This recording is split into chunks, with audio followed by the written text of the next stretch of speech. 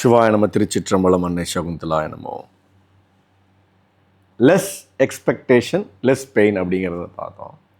இந்த லெஸ் எக்ஸ்பெக்டேஷன்லையே கொஞ்சமாக நான் எதிர்பார்க்கறதுல கூட எனக்கு பெயின் வருது இல்லை, நான் அதுலேருந்து எப்படி நான் விடுபடுறது அப்படின்னு அடுத்த ஒரு கேள்வி.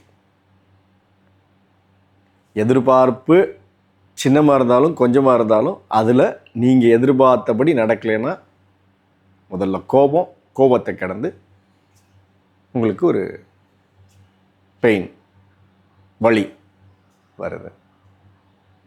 இப்போது இது ஒரு எக்ஸாம்பிளாக நம்ம பார்ப்போமே. உங்களுக்கு 6 பேக் வைக்கணும்னு வச்சுக்கோமே, பாடியில் நீங்கள் 6 பேக் வைக்கணும், அது உங்களோட எதிர்பார்ப்பு. இப்போ அந்த 6 பேக்குக்கு ஒரு மாதம் 2 மாதம் ஜிம்முக்கு போகணும், வேலை பார்க்கணும், வலிக்கு தான் செய்யும். உடல் அளவில் வலி வரும்போதும் மனதளவில் அதை அக்செப்ட் பண்ணிக்க முடியாத மனதளவில் வலியும் கிடைக்கும். உங்களுக்கு 6 பேக் வேணும் அப்படின்னா அதெல்லாம் அக்செப்ட் பண்ணிக்கிட்டு தான் ஆகணும்.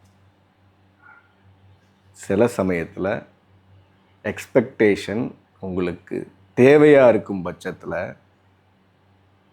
அதை அக்செப்ட் பண்ணாதான் அவுட்புட் கிடைக்கும்.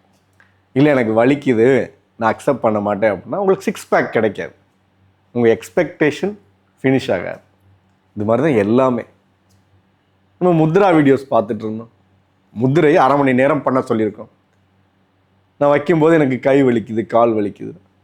எந்த ஒரு விஷயம் நீங்கள் செய்யாத ஒன்று செய்யும் போதும் உங்கள் உடல்நிலை முதல்ல வேறு ஒரு வழிகளை, உடல் சார்ந்த வழிகளையும், சூழ்நிலையில் உங்களை டிஸ்டர்ப் பண்ணுற மாதிரி நிறையா சுச்சுவேஷன் கிடைக்கும். நீங்கள் எக்ஸ்பெக்ட் பண்ண மாதிரி கிடைக்காது.